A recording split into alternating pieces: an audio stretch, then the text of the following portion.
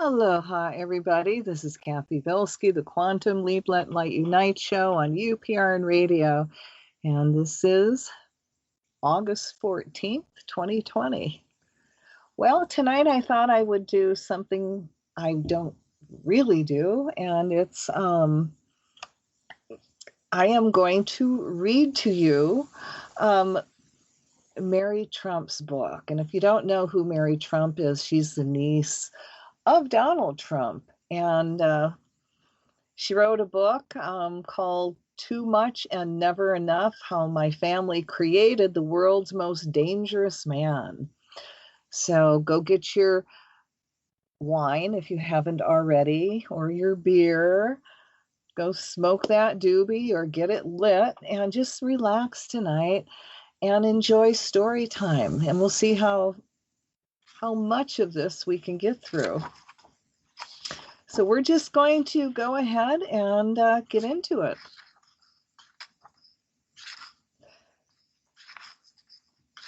All right, so this is a prologue. I'd always liked my name. As a kid at sailing camp in the 1970s, everybody called me Trump. It was a source of pride, not because the name was associated with power and real estate. Back then, my family was unknown outside of Brooklyn and Queens, but because something about the sound of it suited me, a tough 6-year-old afraid of nothing. In the 1980s, when I was in college and my Uncle Donald had started branding all of his buildings in Manhattan, my feelings about my name became more complicated. 30 years later, on April 4th, 2017, I was in the quiet car of an Amtrak train headed to Washington, D.C. for a family dinner at the White House. 10 days earlier, I had received an email inviting me to a birthday celebration for my aunts, Marianne, turning 80, and Elizabeth, turning 75. Their younger brother, Donald, had occupied the Oval Office since January. After I emerged into Union Station with its vaulted ceilings and black and white marble floors, I passed a vendor who had set up an easel with buttons for sale. My name in a red circle with a red slash through it. Deport Trump, dump Trump, and Trump is a witch. I put on my sunglasses and picked up my pace. I took a cab to the Trump's International Hotel, which was compting my family for one night. After checking in, I walked through the atrium and looking up at the glass ceiling and the blue sky beyond, the 3-tiered crystal chandeliers that hung from the central beams of interconnected girders arching overhead, casting a soft light. On one side, armchairs, settees, and couches, royal blue, robin's egg blue, ivory, were arranged in small groups. On the other, tables and chairs circled a large bar, which I was later scheduled to meet my brother. I had expected the hotel to be vulgar and gilded. It wasn't. My room was also tasteful, but my name was plastered everywhere and everything. Trump shampoo, Trump conditioner, Trump slippers, Trump shower cap, Trump shoe polish, Trump sewing kit, and Trump bathrobe. I opened the refrigerator, grabbed a split of Trump white wine, and poured it down my Trump throat so it could, of course, through my Trump bloodstream and hit the pleasure center of my Trump brain. An hour later, I met my brother, Frederick Chris Trump III, whom I've called Fritz since we were kids, and his wife, Lisa. Soon we were joined by the rest of the party. My Aunt Marianne, the eldest of Fred and Mary Trump's 5 children, and respected federal appeals court judge, my Uncle Robert, the baby of the family, who for a short time had been one of Donald's employees in Atlantic City before leaving on bad terms in the early 1990s, and his girlfriend. My Aunt Elizabeth, the middle Trump child, and her husband Jim, my cousin David Damone, Marianne's only child, and the oldest Trump grandchild, and his wife, and a few of my aunt's closest friends. The only Trump sibling who would be missing from the celebration was my father, Frederick Chris Trump Jr., the oldest son whom everybody had called Freddie. He had died more than 35 years before. When we were finally all together, we checked in with the White House security agents outside, then piled haphazardly into the two White House vans like a JV lacrosse team. Some of the older guests had trouble negotiating the steps. Nobody was comfortable squeezing onto the bench seats. I wondered why the White House hadn't thought to send at least one limo for my aunts. As we pulled into the South Lawn driveway 10 minutes later, two guards came out of the security hut to inspect the underside of the van before we drove through the front gate. After a short drive, we stopped at a small security building adjacent to the East Wing and disembarked. We went inside one by one as our names were called, handed over our phones and bags, and walked through a metal detector. Now, once inside the White House, we walked in twos and threes through the long corridors, past windows looking out on gardens and lawns, past life-size paintings of formal first ladies. I stopped in front of Hillary Clinton's portrait and stood silently for a minute. I wonder again how this could have happened. There was no reason for me ever to imagine that I'd visit the White House, certainly not under these circumstances. The whole thing felt surreal. I looked around. The White House was elegant, grand, and stately, and I was about to see my uncle, the man who lived here, for the first time in 8 years.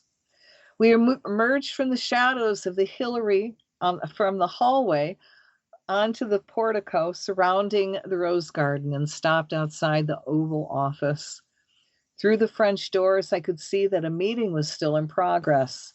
Vice President Mike Pence stood off to the side, but Speaker of the House, Paul Ryan, Senator Chuck Schumer, and a dozen other Congress people and staffers were gathered around Donald, who sat behind the resolute desk. The tableau reminded me one of my grandfather's tactics. He always made his supplicants come to him, either at his Brooklyn office or his house in Queens, and he remained seated while they stood. In late autumn 1985, a year after I had taken a leave of absence from Tufts University, I took my place in front of him and asked his permission to return to school. He looked up at me and said, "That's stupid. What do you want to do that for? Just go to trade school and become a receptionist." Because I want to get my degree. I must have said it with a hint of annoyance. Because my grandfather narrowed his eyes and looked at me for a second as if reevaluating me. The corner of his mouth lifted in a sneer and he laughed. "That's nasty," he said. A few minutes later, the meeting broke up. The Oval Office was born smaller and less intimate than I imagined. My cousin Eric and his wife Laura, who I'd never met, were standing right by the door, so I said, "Hi, Eric. It's your cousin Mary." "Of course I know who you are," he said. "Well, it's been a while," I said. "I think the last time we saw each other, you were still in school." He shrugged and said, "That's probably true." He and Laura walked away without his introducing us. I looked around. Melania, Ivanka, Jared, and Donnie had arrived and were sitting next to Donald, who remained seated. Mike Pence continued to lurk on the other side of the room with a half-dead smile on his face, like the chaperone everyone wanted to avoid. I stared at him, hoping to make eye contact, but he never looked away my way. "Excuse me, everyone," the White House photographer, a petite young woman in a dark pantsuit, announced with an upbeat voice. "Let's get you all together so I can take some pictures before we go upstairs." She instructed us to surround Donald, who had not gotten up from the desk. The photographer raised her camera. "1, 2, 3, smile," she said. After the pictures had been taken, Donald stood up and pointed to a framed black and white photograph of my grandfather, which is propped up on a desk on the table behind the desk. Marianne, isn't that a great picture of Dad?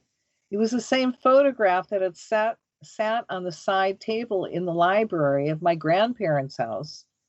In it, my grandfather was still a young man with receding dark hair, a mustache, and a look of command that I've never seen falter until his dementia set in. We'd all seen it thousands of times.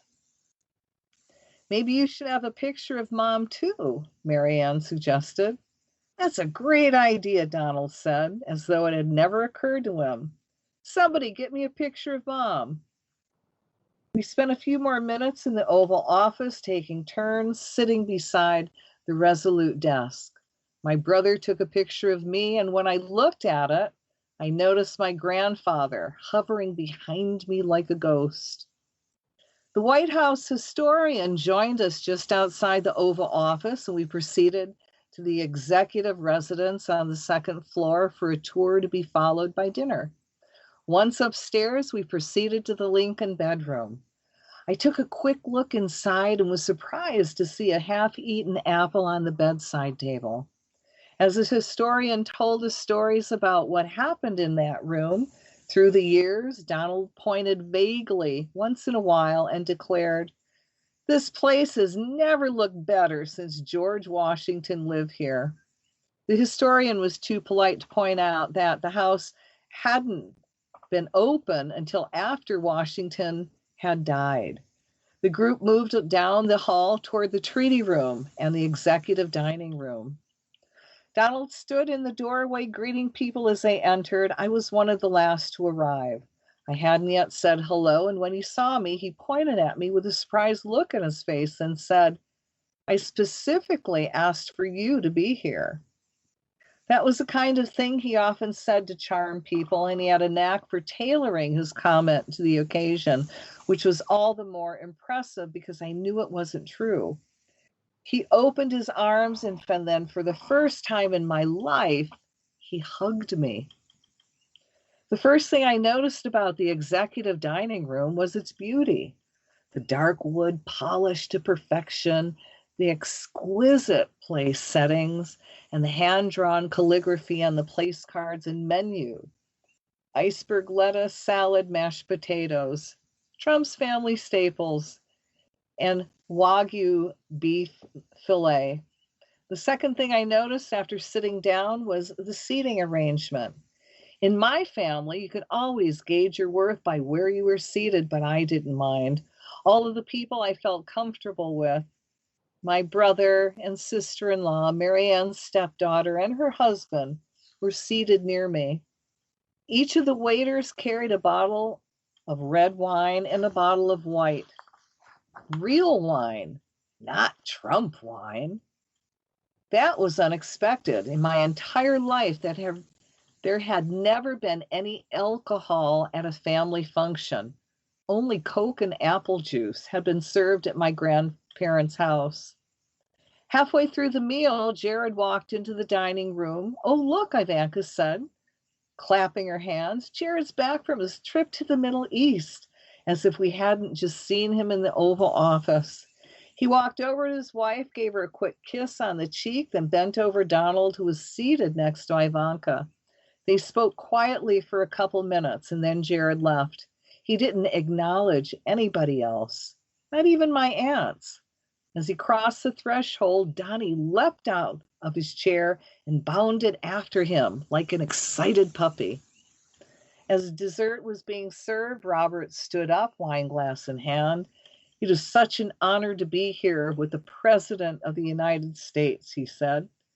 "Thank you, Mr. President, for allowing us to be here to celebrate our sister's birthday."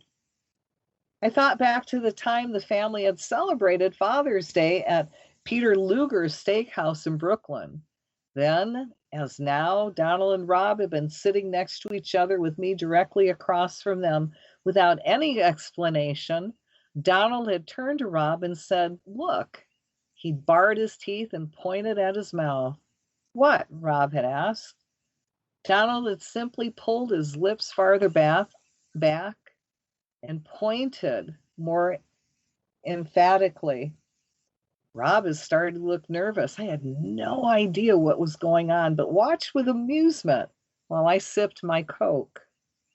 Look, Donald had said through his gritted teeth. What do you think?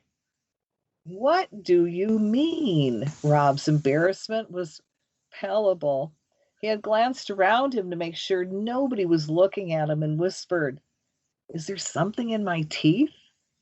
The bowls of cream spinach scattered around the table rendered that a distant possibility. Donald had relaxed his mouth and stopped pointing. The contemptuous look on his face summed up the entire history of their relationship. I got my teeth whitened. What do you think? He had asked dryly. After Rob's remarks, Donald shot him that same dismissive look I'd seen at Peter Luger's for almost 20 years before. Then, Diet Coke, glass in hand, Donald made some perfunctory remarks about my aunt's birthday, after which he gestured toward his daughter-in-law. Laura there, he said.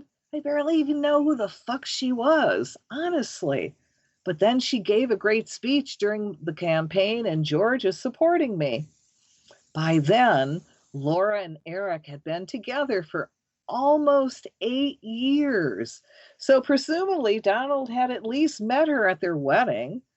But it sounded as he hadn't known who she was until she had said something nice about him at a campaign rally during the election. As usual with Donald, the story mattered more than the truth, which was easily sacrificed, especially if a lie made the story sound better. When Mary Ann's turn came, she said, I want to thank you for making the trip to celebrate our birthdays. We've come a long way since that night when Freddie dumped a bowl of mashed potatoes on Donald's head because he was being such a brat. Everyone familiar with the legendary mashed potato story laughed. Everyone except Donald. He listened with his arms tightly crossed and a scowl on his face, as he did whenever Mary Ann mentioned it. It upset him, as if he were that 7-year-old boy. He clearly still felt the sting of that long ago humiliation.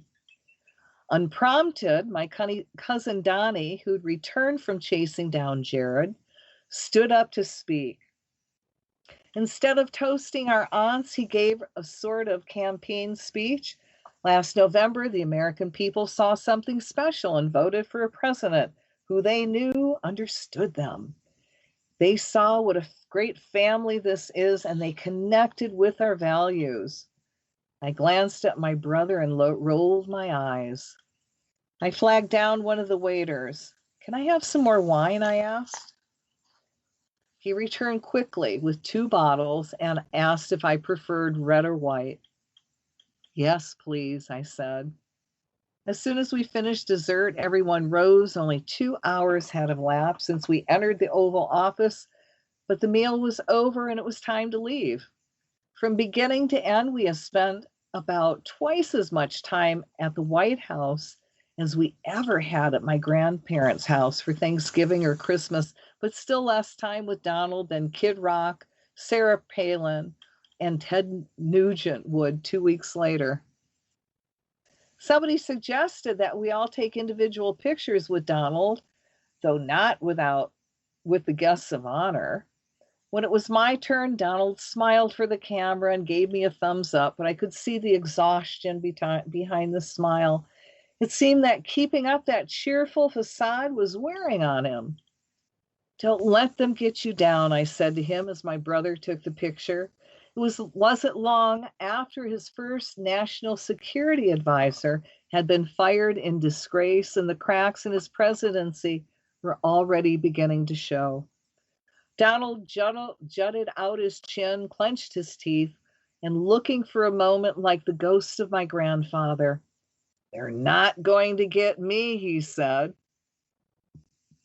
When Donald announced his run for the presidency on June 16th, 2015, I didn't want to take it seriously. I didn't think Donald took it seriously. He simply wanted the free publicity for his brand. He'd done that sort of thing before when his poll numbers started to rise, and he may have received tacit assurances from Russian President Vladimir Putin that Russia would do everything it could to swing the election in his favor, the appeal of winning grew. He's a clown, my Aunt Marianne said during one of our regular lunches at the time. This will never happen. I agreed. We talked about his reputation as a faded reality star, and failed businessmen would doom this man. Does anybody even believe the bullshit that he's a self-made man?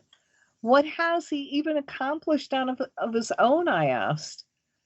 Well, Marianne said, as dry as the Sahara, he's had 5 bankruptcies. When Donald started addressing the opiate crisis and using my father's history with alcoholism to burnish his anti-addiction bona fide to seem more sympathetic, both of us were angry. He's using your father's memory for political purposes, Marianne said, and that's a sin, especially since Freddie should have been the star of the family. We thought the blatant racism on display during Donald's announcement speech would be a real deal breaker, but we were disabused of that idea when Jerry Falwell Jr., the other white evangelical, started endorsing him. Marianne, a devout Catholic since her conversion 5 decades earlier, was incensed.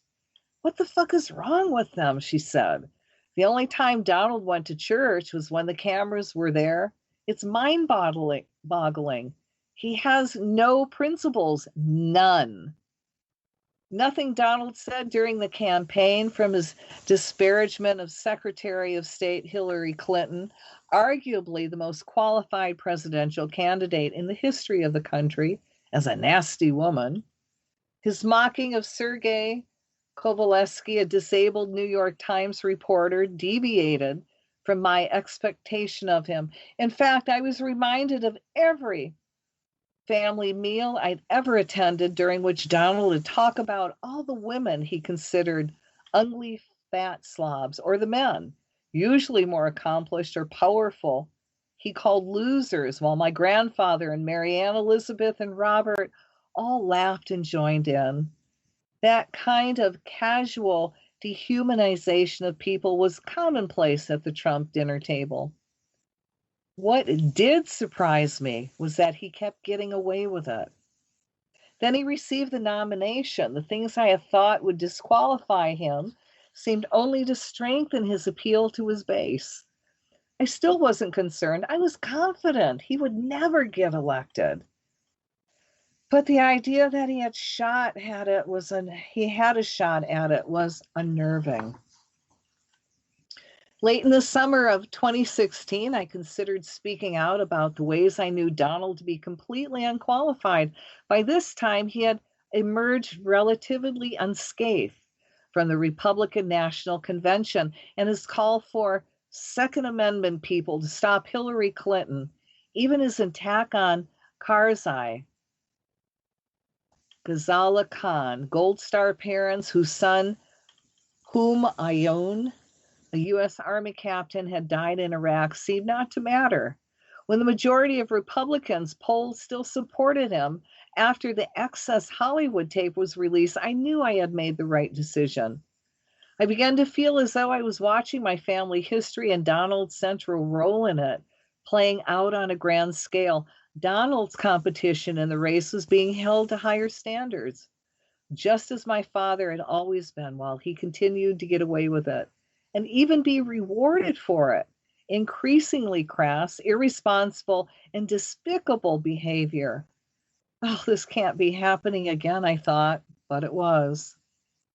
The media failed to notice that not one member of Donald's family, apart from his children, his son-in-law, his current wife, said a word in support of him during the entire campaign. Marianne told me she was lucky because, as a federal judge, she needed to maintain her objectivity. She may have been the only person in the country, given her position as a sister and her professional reputation, who, if she had spoken out about Donald's complete unfitness for the office, might have made a difference. But she had her own secrets to keep, and I wasn't entirely surprised when she told me after the election that she voted for her brother out of family loyalty. Growing up in the Trump's family, particularly as Freddie's child, presented certain challenges. In some way, I've been extremely fortunate. I attended excellent private schools and had the security of first-rate medical insurance for most of my life. There was also, though, a built-in sense of scarcity that applied to all of us, except Donald. After my grandfather died in 1999, I learned that my father's line had been erased from the will as if Fred Trump's oldest son had never existed, and a lawsuit followed. In the end, I concluded that if I spoke publicly about my uncle, I would be painted as disgruntled, disinherited niece looking to cash in or settle a score. In order to understand what brought Donald and all of us to the point, we need to start with my grandfather and his own need for recognition, a need that propelled him to encourage Donald's reckless hyperbole and unearned confidence that hid Donald's pathological weakness and insecurities. As Donald grew up, he was forced to become his own cheerleader. First, because he needed his father to believe he was a better and more confident son than Freddie was. Then because Fred required it of him. And finally, because he began to believe his own hype, even as he paradoxically suspected on a very deep level that nobody else did. By the time of the election, Donald met any challenges to his sense of superiority with anger, his fear and vulnerabilities so effectively buried that he didn't even have to acknowledge they existed, and he never would. In the 1970s, after my grandfather had already been preferring and promoting Donald for years, the New York media picked up the baton and began disseminating Donald's unsubstantiated hype. In the 1980s, the banks joined in, and when they began to fund his ventures, their willingness and then their need to foster his increasingly unfounded claims to success hung on the hopes of recouping their losses. After a decade during which Donald floundered, dragged down by bankruptcies, and reduced to fronting for a series of failed products, from steaks to vodka, the television producer, Mark Burnett, gave him yet another chance. The Apprentice traded on Donald's image as a brash, self-made deal maker, a myth that had been the creation of my grandfather 5 decades earlier, and that astonishingly, considering the vast trove of evidence disproving it, had survived into new millennium, almost entirely unaltered. By the time Donald announced his run for the Republican Party nomination in 2015, a significant percentage of the American population had been primed to believe that myth. To this day, the lies and misrepresentations and fabrications that are the sum total of who my uncle is are perpetuated by the Republican Party and white evangelical Christians, people who know better, such as Senate Majority Leader Mitch McConnell, true believers such as Representative Kevin McCarthy, Secretary of State Mike Pompeo, and Attorney General William Barr, and others too numerous to name have become, unwittingly or not, complicit in their perpetuation. None of the Trump siblings emerge unscathed from my grandfather's sociopathy and my grandmother's illnesses, both physical and psychological. My uncle Donald and my father Freddie suffered more than the rest. In order to get a complete picture of Donald, his psychopathologies, and the meaning of his dysfunctional behavior, we need a thorough family history. In the last 3 years, I've watched as countless pundits, armchair psychologists, and journalists have kept missing the mark, using phrases such as malignant narcissism and narcissistic personality disorder in an attempt to make sense of Donald's often bizarre and self-defeating behavior. I have no problem calling Donald a narcissist. He meets all the 9 criteria outlined in the Diagnostic and Statistical Manual of Mental Disorders. But the label gets us only so far. I received my PhD in clinical psychology from the Derner Institute of Advanced Psychological Studies, and while doing research for my dissertation, I spent a year working on the admissions ward of Manhattan Psychiatric Center, a state facility where we diagnosed, evaluated, and treated some of the sickest, most vulnerable patients, in addition to teaching graduate psychology, including courses in trauma, psychopathology, and development psychology for several years. As an adjunct professor, I provided therapy and psychological testing for patients at a community clinic specializing in addictions. Those experiences showed me time and again that diagnosis doesn't exist in a vacuum. Does Donald have other symptoms we aren't aware of? Are there other disorders that might have much or more explanatory power? Maybe. A case could be made that he also meets criteria for antisocial personality disorder, which in its most severe form is generally considered psychopathy, but can also refer to chronic criminality, arrogance, and disregard for the rights of others. Is there comorbidity? Probably. Donald may also meet some of the criteria for dependent personality disorder, the hallmarks of which include an inability to make decisions or take responsibility, discomfort with being alone, or going to excessive lengths to obtain support from others. Are there other factors that should be considered? Absolutely. He may have a long undiagnosed learning disability that for decades has interfered with his ability to process information. Also, he is alleged to drink upward of 12 Diet Cokes a day and sleep very little. Does he suffer from a substance, in this case caffeine, induced sleep disorder? He has a horrible diet, does not exercise, which may contribute to or exacerbate his other possible disorders.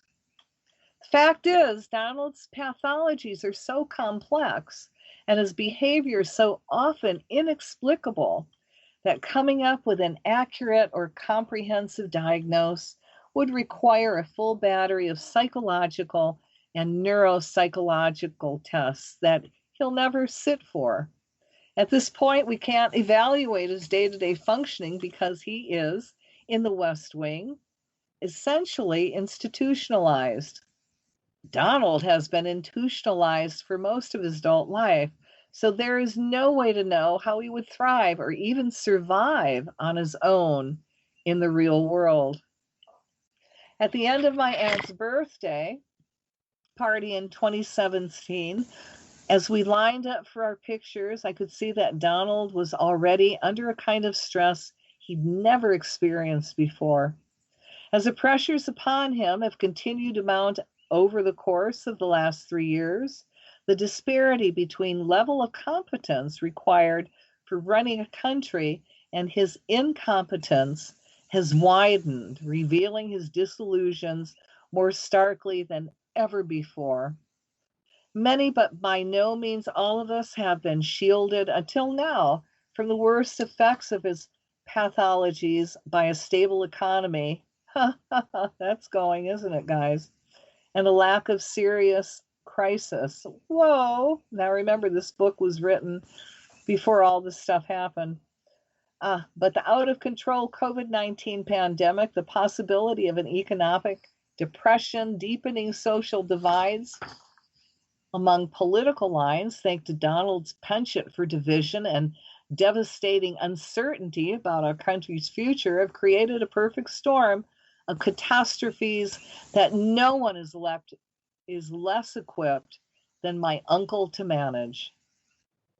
Doing so would require courage, strength of character, deference to experts, and the confidence to take responsibility and to course correct after admitting mistakes.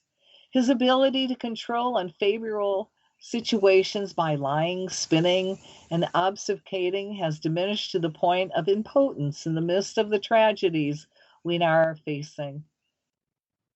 His egregious and arguably intentional mishandling of the current catastrophe has led to a level of pushback and scrutiny that he's never experienced before, increasing his belligerence and need for petty revenge as he withholds vital funding, personal protective equipment, and ventilators that your tax dollars have paid for from states whose governors don't kiss his ass sufficiently. In the 1994 film based on Mary Wollstonecraft Shelley's novel, Frankenstein Monster says, I do know that for the sympathy of one living being, I would make peace with all. I have love in me, the likes of which you can scarcely imagine, and rage the likes of which you would not believe. If I cannot satisfy the one, I will indulge the other. After referencing that quote, Charles P. Pierce wrote in Esquire, Donald doesn't plague himself with doubt about what he's creating around him. He is proud of his monster. He glories in its anger and its destruction. And while he cannot imagine its love, he believes with all his heart in its rage. He is Frankenstein without conscience. That could have more accurately been said about Donald's father, Fred, with his cruel indifference.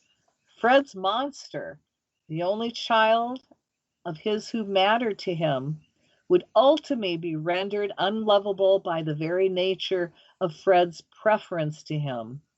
In the end, there would be no love for Donald at all, just as agonizing thirst for it. The rage left to grow would come to overshadow everything else.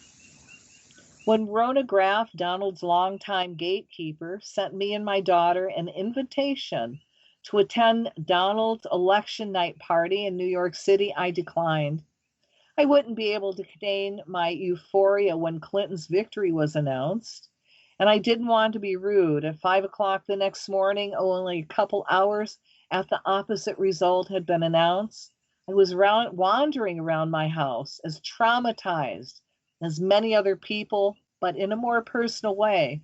It felt as though 62,979,636 voters had chosen to turn this country into a macro version of my malignancy dysfunctional family. Within a month of the election, I found myself compulsively watching the news and checking my Twitter feed, anxious and unable to concentrate on anything else.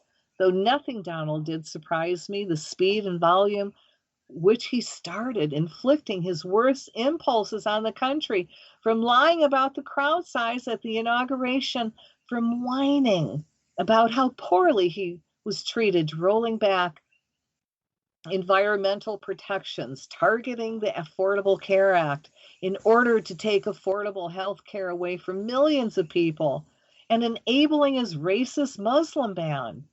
That overwhelmed me. The smallest thing, seeing Donald's face or hearing my own name, both of which happen dozens of times a day, took me back to the times when my father had withered and died beneath the cruelty and contempt of my grandfather. I had lost him when he was only 42 and I was 16. The horror of Donald's cruelty was being magnified by the fact that his acts were now official, U.S. policy affecting millions of people. The atmosphere of division my grandfather created in the Trump family is the water in which Donald has always swum, and division continues to benefit at the expense of everybody else. It's wearing the country down, just as it did my father, changing us even as it leaves Donald unaltered. It's weakening our ability to be kind or believe in forgiveness, concepts that have never had any meaning for him. His administration and his party have become subsumed by his politics of grievance and entitlement.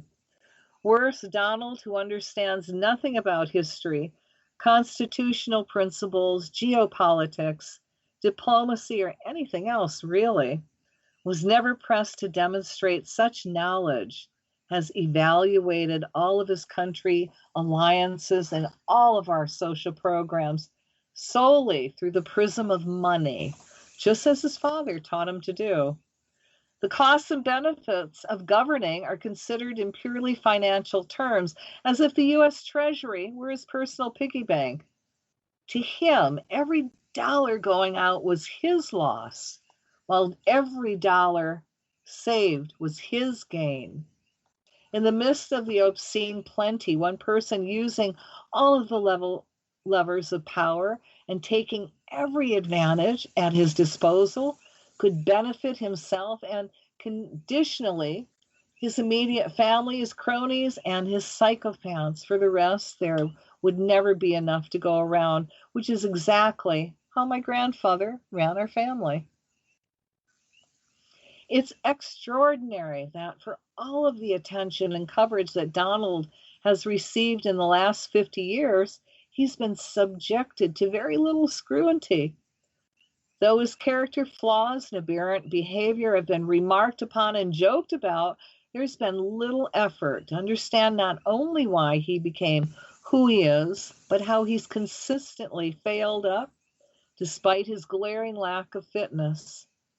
Donald has in some ways always been institutionalized, shielded from his limitations or his need to succeed on his own in the world. Honest work has never been demanded of him. And no matter how badly he failed, he was rewarded in ways that are almost unfathomable.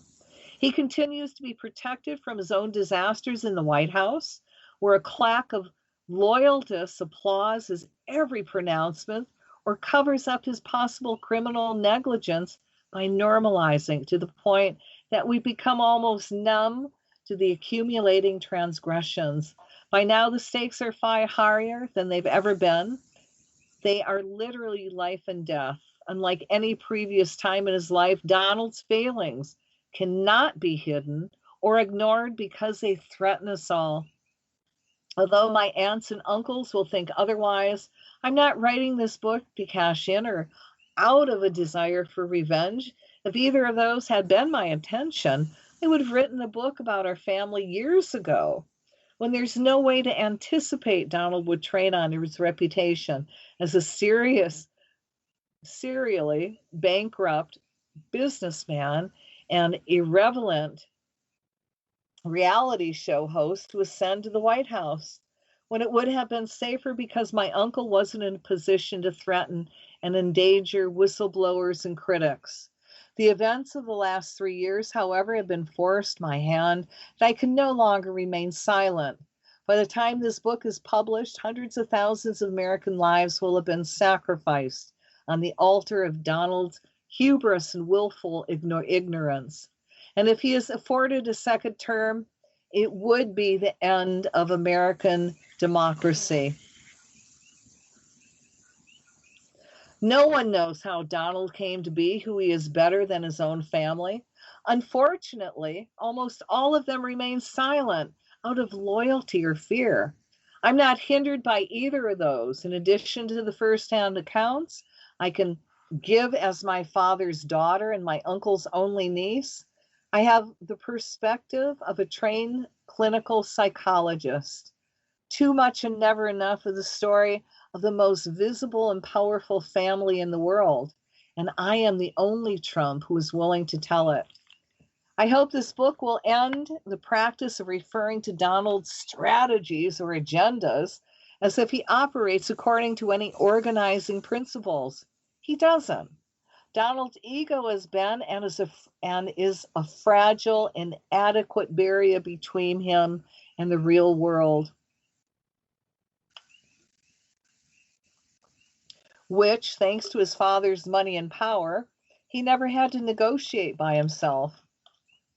Donald has always needed to perpetuate the fiction that my grandfather started, that he is as strong and smart and otherwise extraordinary, because facing the truth that he is none of those things is too terrifying for him to contemplate. Donald, following the lead of my grandfather and with the complicity, silence, and inaction of his siblings, destroyed my father. I can't let him destroy my country. All right, now we are in part 1. Cruelty is the point. You have to admit, this is pretty good stuff, right? I mean, if you haven't bought the book, I bought it because I wanted to support his niece. And it's good stuff. All right, here we go. Chapter 1, The House. Daddy, Mom's bleeding. They lived in the house as my grandparents' home was known for less than a year, and it still felt unfamiliar, especially in the middle of the night. So when 12-year-old Marianne found her mother lying unconscious in one of the upstairs bathrooms, not the master bathroom, but the bathroom she and her sister shared down the hall, she was already disoriented. There was blood all over the bathroom. Marianne's terror was so great that it overcame her usual reluctance to disturb her father in his bedroom, and she flew to the other end of the house to rouse him. Fred got out of bed, walked quickly down the hall, and found his wife unresponsive. With Marianne at his heels, he rushed back to the bedroom where there was a telephone extension and placed a call. Already a powerful man with connections at Jamaica Hospital, Fred was immediately put in touch with someone who could get an ambulance to the house and make sure the best doctors were waiting for them when they arrived at the emergency room. Fred explained the situation as best he could to the person on the other end. Marianne heard him say, menstruation, an unfamiliar word that sounded strange coming out of her father's mouth. Shortly after Mary arrived at the hospital, she underwent an emergency hysterectomy after doctors found that serious postpartum complications had gone undiagnosed after Robert's birth 9 months earlier. The procedure led to an abdominal infection, and then further complication rose. From what would become his usually spot by the telephone table in the library, Fred spoke briefly with one of Mary's doctors, and after hanging up the phone, called Marianne to join him. They told me your mother won't make it through the night, he said to his daughter. A little while later, as he was leaving for the hospital to be with his wife, he told her, go to school tomorrow. I'll call you if there's any change. She understood the implication. I will call you if your mother dies. Marianne spent the night crying alone in her room while her younger siblings remained asleep in their beds, unaware of the calamity. She went to school the next day full of dread. Dr. James Dixon, the headmaster of Kew Forest, a private school she had become attending when her father joined the board of directors, came to get her from study hall. There's a phone call for you in your office. Marianne was convinced that her mother was dead. The walk to the principal's office was like a walk to the scaffold. All the 12-year-old could think of was that she was going to be acting mother of 4 children. When she picked up the phone, her father simply said, she's going to make it. Mary would undergo 2 more surgeries over the next week, but she did indeed make it. Fred's pull at the hospital, which ensured that his wife got the very best doctors and care, had probably saved her life, but it would be a long road back to recovery. For the next 6 months, Mary was in and out of the hospital. The long-term implication for her health was serious. She eventually developed severe osteoporosis from the sudden loss of estrogen that went with having her ovaries removed along with her uterus, a common but often unnecessary medical procedure performed at the time. As a result, she was often in excruciating pain from spontaneous fractures to her ever-thinning bones. If we were lucky, we have as infants and toddlers at least one emotionally available parent who consistently fulfills our needs and responds to our desires for attention. Being held and comforted, having our feelings acknowledged, and our upset stews are all critical for the healthy development of young children. This kind of attention creates a sense of safety and security that ultimately allows us to explore the world around us without excessive fear or unimaginable anxiety, because we know we can count on the bedrock support for at least one caregiver. Mirroring the process through which an attuned parent reflects, processes, and then gives back to the baby's own feelings is another crucial part of a child's development. Without mirroring, children are denied crucial information both about how their minds work and about how to understand the world. Just as a secure attachment to a primary caregiver can lead to a higher levels of emotional intelligence, mirroring is the root of empathy. Mary and Fred were problematic parents from the very beginning. My grandmother rarely spoke to me about her own parents or childhood, so I can only speculate that she was the youngest of 10 children, 21 years younger than her oldest siblings and 4 years younger than the second oldest. As she grew up in an often inhospitable environment in the early 1910s, whether her own needs were sufficiently met when she was young or for some other reason, she was a kind of mother who used her children to comfort herself rather than comforting them. She attended to them when it was conveniently for her, not when they needed her to. Often unstable and needy, prone to self-pity and flights of martyrdom, she frequently put herself first, especially when it came to her sons. She acted as if there were nothing she could do for them. During and after her surgeries, Mary's absence, both literally and emotional, created a void in the lives of her children. As hard as it must have been for Marianne, Freddie, and Elizabeth, they were old enough to understand what was happening and could, to some extent, take care of themselves. The impact was especially dire for Donald and Robert, who at 2.5 years and 9 months old, respectively, were the most vulnerable of her children, especially since there was no one else to fill the void. The live-in housekeeper was undoubtedly overwhelmed by the sheer volume of housework.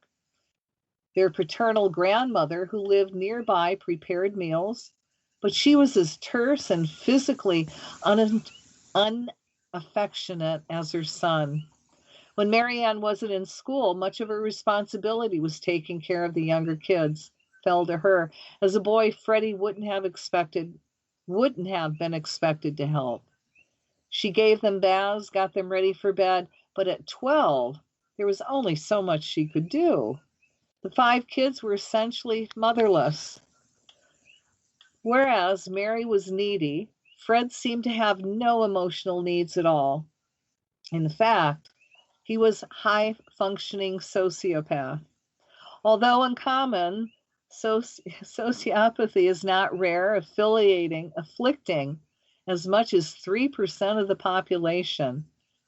75% of those diagnosed are men. Symptoms of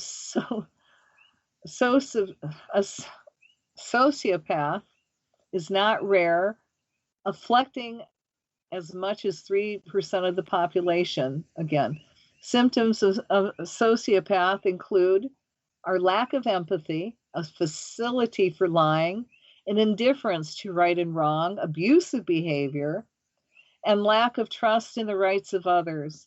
Having a sociopath as a parent, especially if there is no one else around to mitigate the effects, all but guarantees severe disruption in how children understand themselves, regulate their emotions, engage with the world.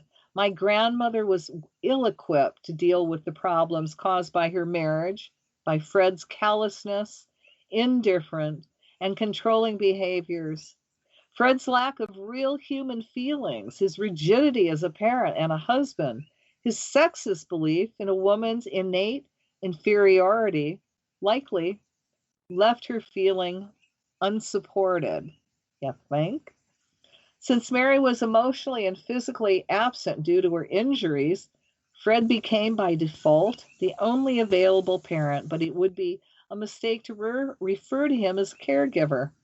He firmly believed that dealing with young children was not his job and kept to his 12-hour-a-day, 6-day-a-week job at Trump's management, as if his children could look after themselves.